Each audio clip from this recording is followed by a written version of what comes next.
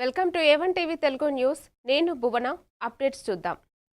2027 వరకు ప్రాజెక్టు మరమ్మతులు పూర్తి చేసి సాగునీరు అందించేందుకు రాష్ట్ర ప్రభుత్వం అన్ని చర్యలు తీసుకుంటుందని రాష్ట్ర ఇరిగేషన్ శాఖ మంత్రి ఉత్తమ్ కుమార్ రెడ్డి తెలిపారు.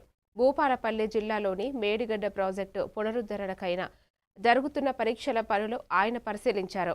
అనంతరం మంత్రి మాట్లాడుతూ దాదాపు 1,45 కోట్లతో మేడిగడ్డ బ్యారేజీ పనులు చేపట్టారని, బ్యారేజీ లోపభూయిష్టమైన నిర్మాణం వల్ల కుంగడం జరిగిందని తెలిపారు. ప్రాజెక్టు కుంగడానికి గల కారణాలను లోతుగా విశ్లేషణ చేసేందుకు సిడబ్ల్యూసి, ఎన్డీఎస్ఏ వంటి ప్రతిష్టాత్మకమైన అనుభవం కలిగిన సంస్థలచే పరీక్షలు చేస్తున్నట్లు వివరించారు.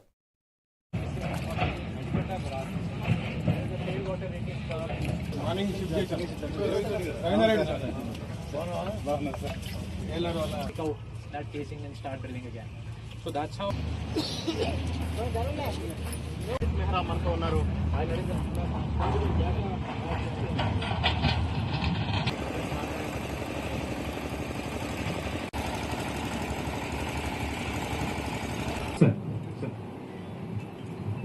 Sir, after the incident which happened at Medigadda, so based on whatever the executed Chevella project పూర్తయి 38,000 కోట్లకి 16.5 లక్షల ఎకరాల ఆయకట్టు వచ్చి ప్రాజెక్టు పూర్తయి మరి ప్రాణహిత నుంచి చేవెళ్ల వరకు తెలంగాణ రాష్ట్రానికి ఎంతో మేలు జరిగే సస్యశ్యామలయ్యేది.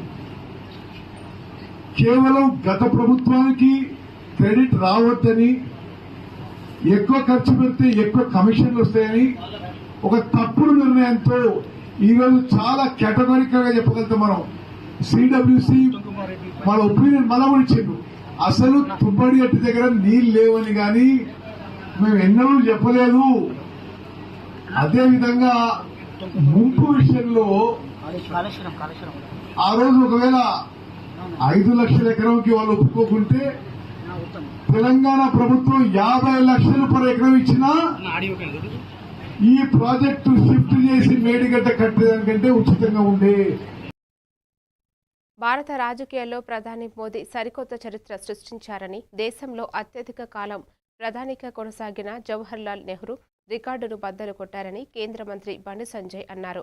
కరీంనగర్లో ఏర్పాటు చేసిన మీడియా సమావేశంలో ఆయన మాట్లాడుతూ, దేశంలో ఎక్కువ కాలం ప్రధానిగా కొనసాగిన నెహ్రూ రికార్డును మోదీ బ్రేక్ చేశారని పేర్కొన్నారు. ప్రస్తుతం భారతదేశంలో అత్యధిక కాలం ప్రధానిగా సేవలందిస్తున్న రికార్డు మోదీ పేరిట లిఖించబడిందని ఆయన కొనియాడారు. కేంద్రంలో ఎన్డీఏ ప్రభుత్వం, నరేంద్ర మోడీ గారి ప్రభుత్వం, నరేంద్ర మోడీ గారు ప్రధానమంత్రిగా బాధ్యత చేపట్టి నిన్నటికి 4,898 రోజులు, 4,398 రోజులు నిన్నటికి, 4,398 రోజులు నిన్నటికి. ఇది దాన్ని గతంలో నెహ్రూ గారు ప్రధానమంత్రిగా ఉన్నప్పుడు కూడా సేమ్ ఇన్ని రోజులు ఈ దేశాన్ని పాలించారు. దాన్ని అధిగమించి ఈరోజు 99 రోజులు పూర్తి చేసుకుని ఇవాళ 4,399 రోజులు ఇవాళ పూర్తి చేసుకుని నెహ్రూ రికార్డును అధిగమించి ఇవాళ ముందుకు సాగుతున్న తరుణంలో దేశవ్యాప్తంగా ఒక పండుగ వాతావరణం. ప్రజలందరూ కూడా స్వచ్ఛందంగా ఇవాళ అన్ని దేవాలయాల్లో ఇవాళ పూజలు, అర్చనలు, ఆరతులతోని ఇవాళ పూజలు నిర్వహిస్తా ఉన్నారు. దానిలో భాగంగానే కరీంనగర్లో కూడా ఈరోజు ఉదయం నుంచి కూడా అన్ని దేవాలయాల్లో పూజలు నిర్వహించడం జరిగింది.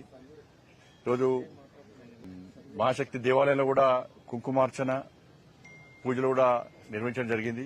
ఆరతి, అర్చనలు నిర్వహించడం జరిగింది. గతంలో నెహ్రూ ప్రభుత్వంలో అవినీతి, అరాచకం, అసలు అభివృద్ది జాడలేని ప్రభుత్వం. కానీ ఇన్ని సంవత్సరాలు, ఇన్ని రోజులు, నిరంతరం 12 సంవత్సరాలు ఏ అవినీతి మచ్చ లేకుండా దేశాన్ని అభివృద్ది చేసేటువంటి ప్రధానిగా ఉన్నటువంటి నరేంద్ర మోడీ గారికి నిండు నూరేళ్లు ఆయురారోగ్యాలు అందించాలని చెప్పి ఆ అమ్మవారిని వేడుకోవడం జరిగింది. అందరం కూడా కోరుకుంటున్నాం వారు నిండు నూరేళ్లు ఆయురారోగ్యాలతో ఉండాలని చెప్పని. 2047 వరకు వారు ప్రధానిగా నిరంతరం కొనసాగాలని చెప్పి ఇవాళ ప్రతి భారతీయ జనతా పార్టీ కార్యకర్తతో పాటు ప్రతి భారతీయుడు కోరుకుంటున్నటువంటి ఒక అద్భుత సందర్భం ఇది. చిట్ట చివరి వ్యక్తి కూడా సంక్షేమ పథకాలు అందేటటువంటి ఒక అంత్యోదయ సిద్ధాంతంతో ముందుకు సాగుతున్న వ్యక్తి ఇలా నరేంద్ర మోడీ గారు. ఇలా బాబాసాహెబ్ అంబేద్కర్ స్ఫూర్తితో ఈ దేశాన్ని పాలిస్తున్న వ్యక్తి. వైజాగ్ స్టీల్ ప్లాంట్ కార్మికుల పరిస్థితిపై అందరూ ఆలోచించాల్సిన తరుణం వచ్చిందని మాజీ ముఖ్యమంత్రి జగన్ అన్నారు.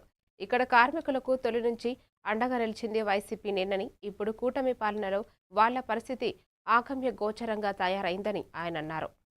సెవెన్ హిల్స్ ఆసుపత్రిలో విశాఖ స్టీల్ ప్లాంట్ ప్రమాద బాధితులను పరామర్శించి ధైర్యం చెప్పారు.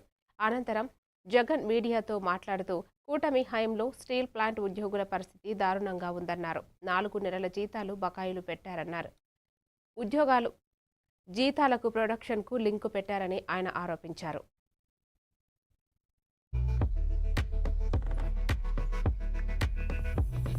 ఈ ప్రమాదంలో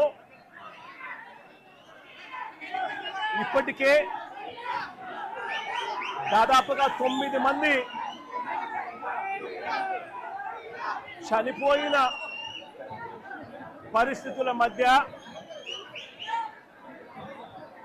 హాస్పిటల్లో వైద్యం చేయించుకుంటా ఉన్నారు మరో 5 మంది. ఇందులో కూడా ఇంకా ఒకరి పరిస్థితి చాలా విషమంగా ఉన్న పరిస్థితుల మధ్య దాదాపుగా 95% బర్న్స్తో ఇంకా ఒక అన్న ట్రీట్మెంట్ చేయించుకుంటా ఉన్నాడు. అంటే దాదాపుగా 9 మంది చనిపోయిన ఈ పరిస్థితుల మధ్య ఈరోజు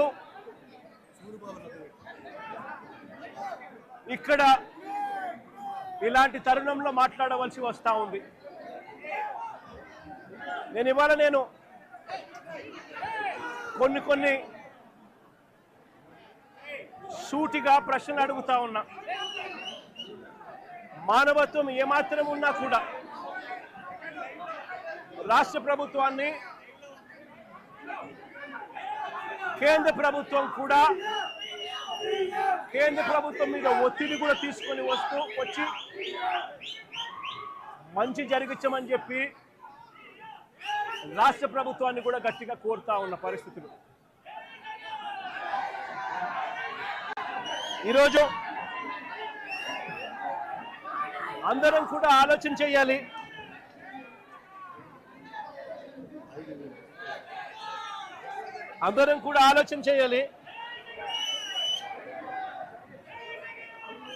ఈరోజు చిత్తూరు జిల్లా కాణిపాకం వరసిద్ధి వినాయక స్వామి వారిని దర్శించుకోవటం ఎంతో ప్రశాంతతను కలిగించిందని మంత్రి కొల్లు రవీంద్ర అన్నారు. టీటీడీ ఆధ్వర్యంలో 50 కోట్లతో కాణిపాకం ఆలయ అభివృద్ధి పనులు కొనసాగుతున్నాయని ఆయన తెలిపారు. 2 ఏళ్ల కూటమి పాలనలో అనేక విజయాలు సాధించామని, సూపర్ 6 హామీల్లో 90% అమలు చేశామని పేర్కొన్నారు. మద్యం అక్రమాల కేసులో సిట్ నివేదిక వచ్చిన తరువాత ఎంతో పెద్దవారైనా తప్పించుకోలేరని హెచ్చరించారు. అన్నాడు డిఎస్సి కండక్ట్ చేస్తాడు, 5 సంవత్సరాలు ఏమీ చేయలే. ఇవాళ కూటమి ప్రభుత్వం వచ్చిన తర్వాత చాలా ట్రాన్స్పరెంట్గా మేము టీచర్స్ అందరినీ కూడా డిఎస్సి కండక్ట్ చేసి ఇవాళ మెగా డిఎస్సి 16,000 మేము ప్రతి వారం కూడా కలెక్టరేట్లో గ్రీవెన్స్ చేస్తున్నాం, శాసనసభ్యులు కార్యాలయాల్లో గ్రీవెన్స్ కండక్ట్ చేస్తున్నాం. ఇవన్నీ కూడా ఆన్లైన్లో ఫిక్స్ చేసి ఆన్లైన్లో వచ్చినటువంటి దాన్ని మొత్తం కూడా డేటాను అంతా కూడా పీజీఆర్ఎస్లో పెట్టి పీజీఆర్ఎస్ ద్వారా ఎప్పటికప్పుడు సమాచారం అందిస్తున్నాం. ఇది ఎన్ని రోజుల్లో దీన్ని కంప్లీట్ చేయగలం, ఎన్ని రోజుల్లో అనేది వాళ్ళకి మెసేజ్ కూడా పంపించడం జరుగుతుంది. ఎందుకంటే లాస్ట్ గవర్నమెంట్లో 5 సంవత్సరాలు ఎవరికెళ్ళి చెప్పుకోవాలో తెలిసేది కాదు, ఎవరికెళ్ళి చెప్పి ఆ సమస్య పరిష్కారం గురించి తెలిసేది కాదు. బయటకు వచ్చి మాట్లాడితే వాళ్ళ మీద దాడులు చేసేవాడు. కాబట్టి కన్సర్న్ డిపార్ట్మెంట్ పాక వరసిద్ధి వినాయక స్వామి వారిని దర్శించుకొని వారి సేవలు చేసి తరిస్తూ ఉంటారు. ఈ క్రమంలోనే మంత్రి అయినా కూడా ఒక సాధారణ భక్తుడిలాగా ఇక్కడికి రావడం జరిగింది.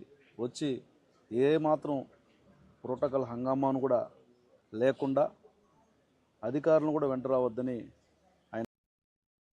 గుంటూరు జిల్లా తెనాలి పట్టణంలోని తూర్పు కాల్వకట్ట రోడ్డులో మంత్రి నాదెండ్ల మనోహర్ ఆకస్మిక తనిఖీలు నిర్వహించారు. 2 రోజుల క్రితం ఆ ప్రాంతంలో పర్యటించినప్పుడు ఆర్టీసీ బస్టాండు సమీపంలో వ్యర్థాలు పేరుకుపోవడాన్ని స్థానికులు మంత్రి దృష్టికి తెచ్చారు. వెంటనే వ్యర్థాలు తొలగించాలని మున్సిపల్ కమిషనర్ సిబ్బందిని మంత్రి ఆదేశించారు. బుధవారం అటువైపు వెళ్లిన మంత్రి వ్యర్థాలు తొలగించకపోవడాన్ని గమనించి మున్సిపల్ సిబ్బందిపై ఆగ్రహం వ్యక్తం చేశారు. అధికారులను ఘటనా స్థలానికి పిలిపించి ఎందుకు తొలగించలేదని ప్రశ్నించారు. పనిచేయడం ఇష్టం లేకపోతే సెలవు పెట్టి వెళ్ళండి అని హెచ్చరించారు. వ్యర్థాలు తొలగించే వరకు ఇక్కడే ఉంటానని కాల్వగట్టుపై ఉన్న బల్లపై కూర్చున్నారాయన. ఎంతో హడావిడిగా అక్కడకు చేరుకున్న మున్సిపల్ యంత్రాంగం చెత్త తొలగింపు పనులు చేపట్టింది. ఎట్లా పరిస్థితి పట్టించుకోరు అసలు అవన్నీ ఎందుకు లిఫ్ట్ చేయలేదు? అది టెండర్ బిల్ ఇస్తాను, ఇంజనీరింగ్ సెక్షన్ దేని టెండర్ బిల్ ఇస్తారు? లిఫ్ట్ చేయండి టెండర్ బిల్ ఇస్తారా? మాట్లాడాను సార్.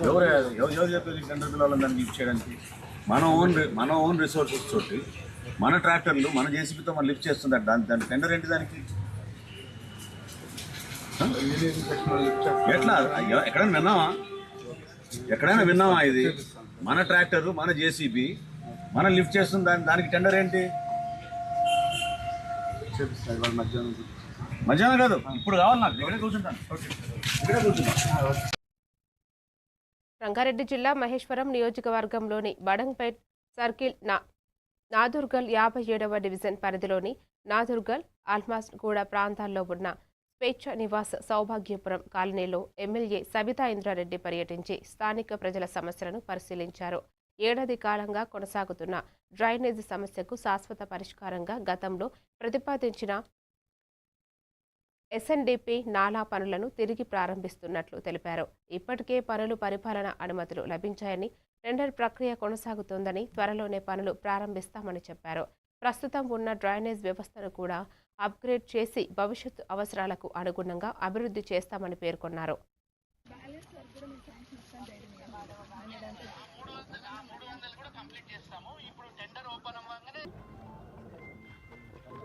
ఈరోజు అల్మాస్గూడలో స్వేచ్ఛ నివాస్ కానీ, సౌభాగ్యపురం కాలనీ కానీ, మిగతా కేఆర్ఆర్ హిల్స్ ఇవన్నీ కూడా తిరగడం జరిగింది. గతంలో ఉన్న కార్పొరేటర్స్ ఇక్కడ కోఆర్డినేట్ చేసుకుంటూ కొన్ని వర్కులు పెట్టిన సందర్భంలో వాటిని పూర్తి చేయాలనేది ఒకటి.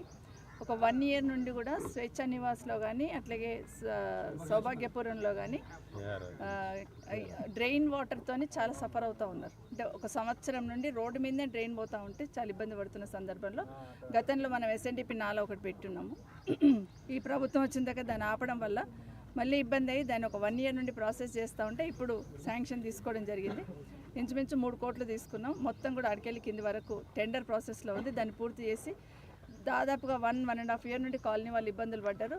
భవిష్యత్తులో ఇబ్బందులు లేకుండా చేయడానికి అనేది దాన్ని మొదలు పెడతాం. ఇప్పటివరకు చాలా సహకరించారు మా కాలనీ వాసులు అందరూ. కింద పడ్డారు, డ్రైన్లో పడ్డారు, పాపం చాలా ఇబ్బంది పడ్డారు మహిళలు, పిల్లలందరూ. ఇక భవిష్యత్తులో ఆ ప్రాబ్లం లేకుండా పర్మనెంట్గా చేసే ప్రయత్నం ఒకటి. అట్లాగే సైమల్టేనియస్గా డ్రైన్ కూడా చిన్నగా ఉంది అన్నారు. డ్రైనేజ్ని కూడా అప్గ్రేడ్ చేస్తూ భవిష్యత్తుకు ఇబ్బంది లేకుండా పై నుండి అన్ని వాటర్ ఇక్కడే వస్తాయని చెప్తున్నారు కాలనీ వాసులు అందరూ. కాబట్టి డ్రైన్ కూడా ఒకసారి ఈ బాక్స్ నాలా కంప్లీట్ అయిన తర్వాత డ్రైన్ కూడా అప్గ్రేడ్ చేసి దాన్ని కూడా పూర్తి చేస్తే ఇంకా భవిష్యత్తులో ప్రాబ్లం అనేది లేకుండా ఉంటుంది కాలనీస్కి. అదొకటి. రెండవది, బడంపేట్ మున్సిపల్ కార్పొరేషన్లో గతంలో కార్పొరేషన్ ఉన్నప్పుడు కొన్ని వర్కులు తీర్మానాలు చేస్తున్నారు.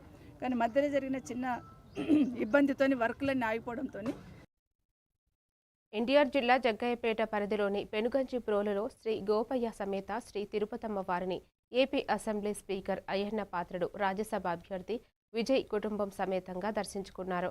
ఆలయ అధికారులు పూర్ణకుంభ స్వాగతం పలికి ప్రత్యేక పూజలు నిర్వహించారు. వేద పండితులు వారికి ఆశీర్వచనం అందజేశారు. అనంతరం ఆలయ ప్రాంగణంలో మొక్కలు నాటారు. ఈ కార్యక్రమంలో స్థానిక ప్రజాప్రతినిధులు పాల్గొన్నారు.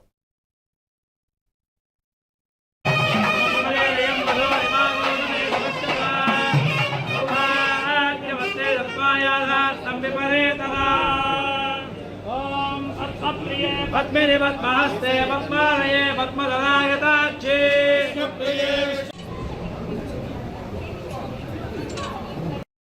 శ్రీమే భజతం అలక్ష్మీర్మే నస్సదత్ మనసక్కా మమాభూతం వాచ సత్యం సువర్ణానాం దైస్యాం నిహిత సపత్రస్యాం శివన్ పాత్రుడానాం దైస్యాం రాజేష్నాం దైస్యాం దివ్యానాం దైస్యాం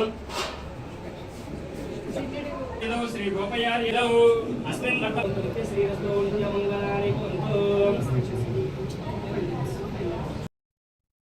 వయసు కేవలం నంబర్ మాత్రమేనని హీరో నందమూరి బాలకృష్ణ పేర్కొన్నారు.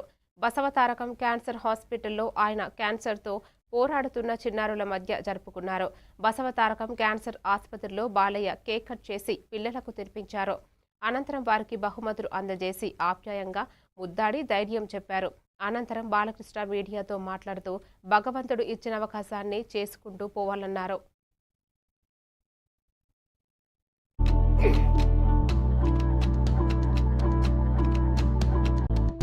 వరకు ఏదైతే ఉందో వాళ్ళ సంకల్ప బలీయం తప్పకుండా అది నెరవేరుతుంది అని మీ అందరూ తెలియజేసుకుంటున్నాను. అలాగే వయసు అన్నది జస్ట్ ఇట్స్ నంబర్ నా దృష్టిలో. అందుకే అంటుంటాను ఇందులో కూడా అన్నా అంటే उम्र 50 पार है लेकिन शक्ल मेरी 30 की जैसी. मुझे कोई अंकल या चीचा कहा उसकी तो ऐसी की तैसी है नहीं.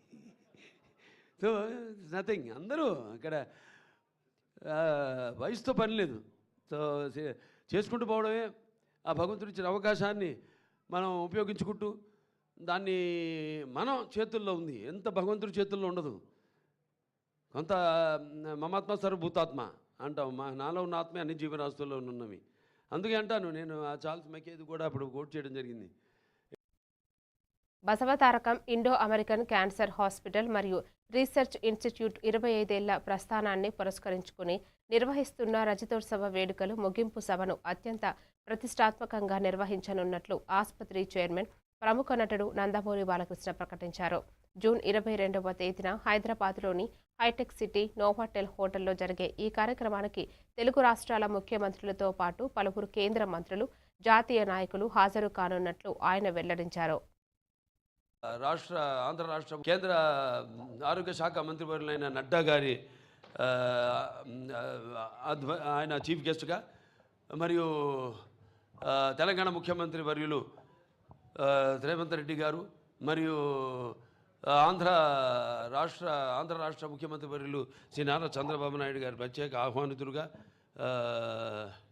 అలాగే వెంకయ్యనాయుడు గారు కూడా ప్రత్యేక ఆహ్వానితులుగా, అలాగే మన కేంద్ర మంత్రివర్యులైన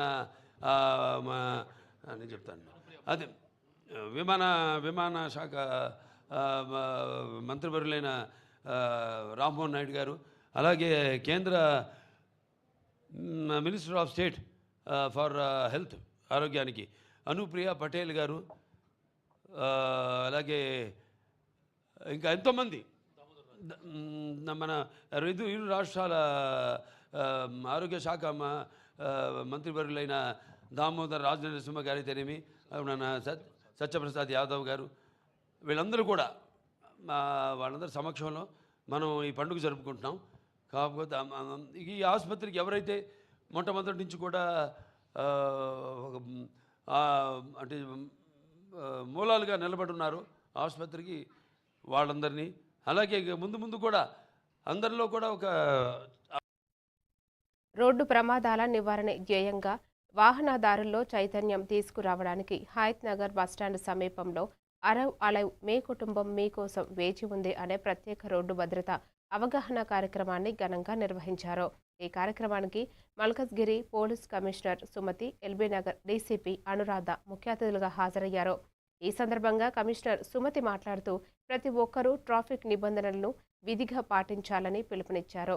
నిర్లక్ష్యపు డ్రైవింగ్ వల్ల జరిగే ప్రమాదాలు ఒక కుటుంబంలో ఎంతటి విషాదాన్ని నింపుతాయో గుర్తు చేస్తూ మీరు క్షేమంగా ఇంటికి చేరడం మీ కుటుంబానికి ఎంతో ముఖ్యమని పేర్కొన్నారు. ఈ కార్యక్రమానికి హాజరైన వారితో రోడ్డు అవగాహనపై ప్రతిజ్ఞ చేయించారు. పార్టిసిపేట్ చేస్తున్నారు. ఈ పార్టిసిపేట్ చేసే ముఖ్య ఉద్దేశము, పార్టిసిపేట్ చేసే ప్లేసెస్ ఏవంటే బ్లాక్ స్పాట్స్, ఎక్కడైతే అత్యధికంగా యాక్సిడెంట్స్ నమోదవుతున్నాయో అలాంటి స్పాట్స్ లో అన్ని డిపార్ట్మెంట్స్ వాళ్ళతో, అంటే అన్ని స్టేక్ హోల్డర్స్, ఒక యాక్సిడెంట్ మేనేజ్మెంట్ కి కావాల్సిన అన్ని స్టేక్ హోల్డర్స్ ఎవరైతే ఉన్నారో అందరినీ కలుపుకొని పబ్లిక్ భాగస్వామ్యంలో ఈ కార్యక్రమం ప్రతి చోట నిర్వహిస్తున్నాం. దానిలో భాగంగానే ఈ రోజు కుంట్లూరు చౌరస్తా దగ్గర ఎల్బీ నగర్ లిమిట్స్ లో ఎందుకు ఈ ప్రోగ్రామ్ చేస్తున్నామంటే అత్యధికంగా యాక్సిడెంట్స్ నమోదైన ప్రాంతం ఇది. దాదాపుగా ఈ 5 నెలల కాలంలో 20 మంది ఇంజరీస్ అయి ఉన్నారు ఇక్కడ.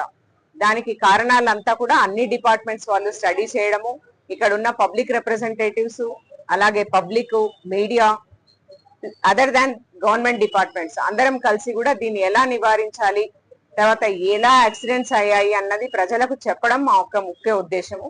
దీనిలో భాగంగా నివారణ చర్యలు ఏమున్నాయన్నది కూడా పబ్లిక్ ని అడిగి తెలుసుకోవడము, తర్వాత మేము సూచించిన విధంగా అంటే ఎవరైతే ఇంజనీర్స్ ఉన్నారో NHAIకి సంబంధించి వాళ్ళు సూచించిన విధంగా ముందుకు వెళ్తున్నామా లేదా మాకు మేము సమీక్ష చేసుకోవడానికి కూడా చేతనో పోయేవి కాదు యాక్సిడెంట్స్. మనమే చాలా వరకు అయ్యే యాక్సిడెంట్స్ అన్ని కూడా ఏదర్ మనలోని లోపాలు, మనలోని నెగ్లిజెన్స్ ఆర్ కొంతవరకు రోడ్ ఇంజనీరింగ్ లోని ఫాల్ట్స్. ఇవన్నీ మనం నివారించుకొని ముందుకు వెళ్ళాలని మా విజ్ఞప్తి. దానికి మా వంతు సహకారం మా వంతు సహాయం మేమందరం కలిసికట్టుగా దానికోసము కష్టపడతామని, మీకోసం యాక్సిడెంట్స్ తగ్గించడానికి ఏదైతే ఈ కుంట్లూరు జంక్షన్.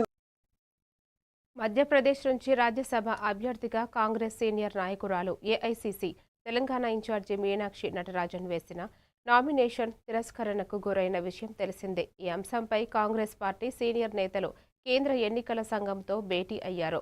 కాంగ్రెస్ పార్టీ ప్రధాన కార్యదర్శి కేసీ వేణుగోపాల్తో పాటు అభ్యర్థి మీనాక్షి నటరాజన్ ఈసీఐ అధికారుల్ని కలిశారు. ఈ బృందంలో అభిషేక్ సింఘ్వి, జైరాం రమేష్, భూపేష్ బగల్, దీపా దాస్ మున్సీ, రణ్దీప్ సువేజ్వాలా ఉన్నారు. And we had a detailed discussion with facts and figures with the Election Commission of India. The details of the discussion will be revealed by Abhishek Manu Singhi. दोस्तों, मैं बहुत संक्षिप्त में बोलूँगा, अंग्रेजी और हिंदी में। आप जरा शांत रहें। जैसा कि वेणुगोपाल जी ने बताया, हमने विस्तृत रूप से डेलीगेशन ने उनके समक्ष ये मुद्दे रखे। नंबर 1 कि रिटर्निंग ऑफिसर का निर्णय बिल्कुल विकृत है, कानूनी रूप से गलत है, किसी हद में किसी तरह से उसको समर्थन नहीं किया जा सकता। वो 2+2 को 5 लिखने जैसा नहीं, बल्कि 2+2 को 7 लिखने जैसा गलत निर्णय है। इसके कारण बड़े सरल हैं। एक आधार पर मिस मीनाक्षी नटराजन को आरओ ने निरस्त कर दिया उनके नॉमिनेशन पेपर को। वो आधार था ये गलतफहमी कि कोई क्रिमिनल केस जो इनके विरुद्ध पेंडिंग है उसका इन्होंने खुलासा अपने फॉर्म में नहीं किया। मजे की बात यह है कि कोई भी क्रिमिनल केस ऐसा नहीं है जो कानून में एग्जिस्ट करता है, स्थित है, जिसका वो खुलासा कर सकता। అత్యధిక కాలం ఎన్నికైన ప్రధానిగా మోదీ కొత్త రికార్డు క్రియేట్ చేశారు. గతంలో నెహ్రూ పేరిట ఉన్న రికార్డును ఆయన బ్రేక్ చేశారు. ఈ నేపథ్యంలో కేంద్ర కేబినెట్ ప్రత్యేకంగా సమావేశమైంది. అత్యధిక రోజులు ప్రధానిగా బాధ్యతలు నిర్వర్తించిన మోదీని ప్రశంసిస్తూ కేంద్ర కేబినెట్ తీర్మానం ఆమోదించింది. కేబినెట్లో ఉన్న మంత్రులు అందరూ ఈ సమావేశంలో పాల్గొన్నారు. మోదీపై ప్రశంసలు కురిపిస్తూ కేంద్ర మంత్రి రాజ్నాథ్ ప్రకటన చేశారు. ఆ తర్వాత మంత్రులందరూ లేచి నిలబడి చప్పట్లు కొట్టారు. पड़ाव के रूप में अंकित हुआ है। आज श्री नरेंद्र मोदी जी निर्वाचित प्रधानमंत्री के रूप में सर्वाधिक अवधि तक निरंतर देश की सेवा करने वाले प्रधानमंत्री बन गए हैं। उन्होंने निर्वाचित पीएम के तौर पर 4,399 डेज की निरंतर सेवा का कीर्तिमान स्थापित किया है, जो स्वतंत्र भारत के इतिहास में पहली बार हुआ है। इससे पूर्व श्री जवाहरलाल जी नेहरू ने 1952 से लेकर 1964 तक निरंतर 4,398 दिन तक इस पद को सुशोभित किया था। मुख्य बात यह है, यह अवसर भारत की लोकतांत्रिक चेतना, जन विश्वास और जन भागीदारी की शक्ति का प्रतीक है। हम सबने देखा, नेहरू जी एक बहुत बड़ी राजनीतिक पृष्ठभूमि से आते थे, बहुत बड़े एक पॉलिटिकल फैमिली से आते थे। तब देश का एक अलग मिजाज था, आजादी मिली ही थी अंग्रेजों से, और एक माहौल, विचार सब एक अलग था।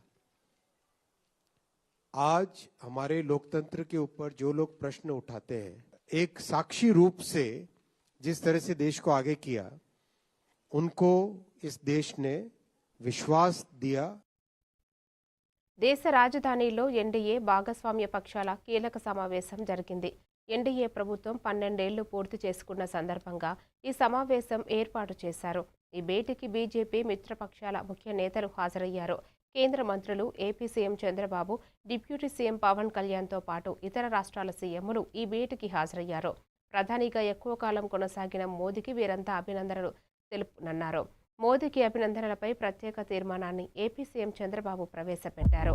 దీనికి నాగాలాండ్ సీఎం నెఫిరియో మద్దతు తెలిపారు. అనంతరం ఎన్డీఏ నేతలను ఉద్దేశించి ప్రధాని మోదీ మాట్లాడారు.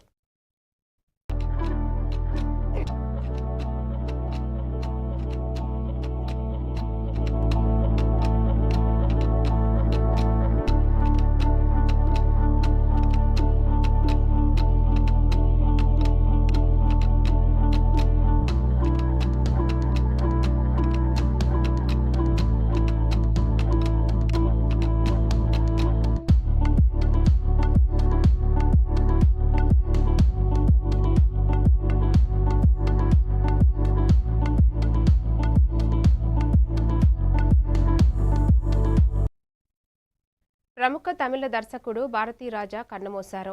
ఆయన వయసు 84 సంవత్సరాలు. అనారోగ్యంతో బుధవారం వేకువజామున ఆయన కన్నుమూశారు. గత కొన్ని నెలలుగా ఆయన శ్వాస సంబంధిత సమస్యతో బాధపడుతున్నారు. ఈ క్రమంలో చికిత్స పొందుతూ కన్నుమూసినట్లు బంధువులు తెలిపారు. భారతీరాజా మృతితో కోలీవుడ్లో విషాద ఛాయలు అలుముకున్నాయి. ఆయన మృతి పట్ల సినీ, ఇతర రంగాల ప్రముఖులు సంతాపం తెలియజేశారు. ఆయన పార్థివ దేహానికి తమిళనాడు సీఎం విజయ్ నివాళులు అర్పించారు. ఈ సందర్భంగా భారతీరాజా భౌతిక కాయంపై తలవాల్చి విజయ్ తీవ్ర భావోద్వేగానికి లోనయ్యారు. భారతీరాజా పార్థివ దేహానికి హీరో సూర్య, నటి రాధిక తదితరులు నివాళులు అర్పించారు.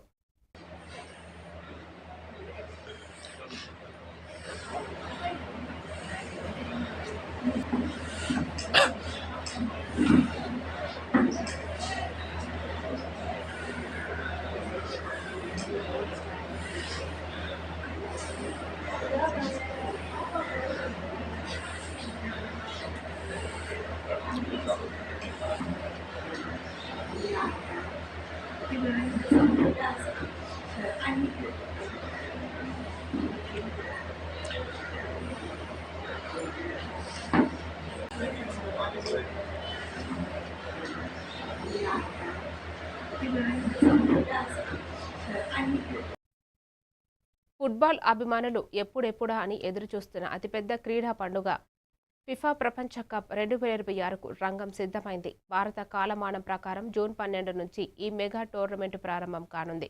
ఈసారి చరిత్రలో తొలిసారిగా 48 జట్లు టైటిల్ కోసం పోటీ పడుతుండటం విశేషం.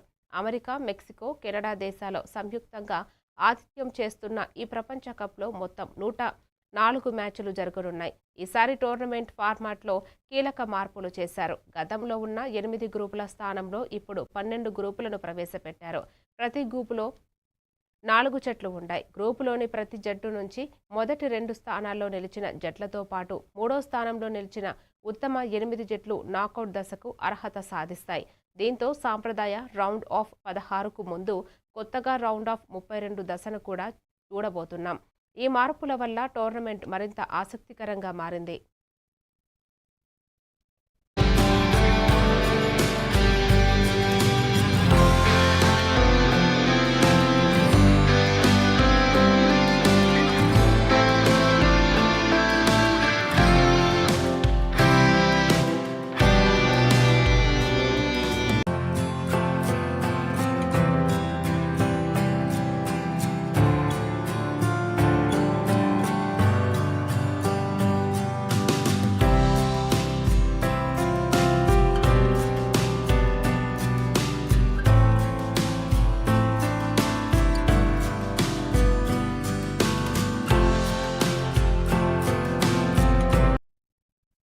మరిన్ని అప్డేట్స్తో మళ్ళీ కలుద్దాం. Keep watching A1 TV Telugu news.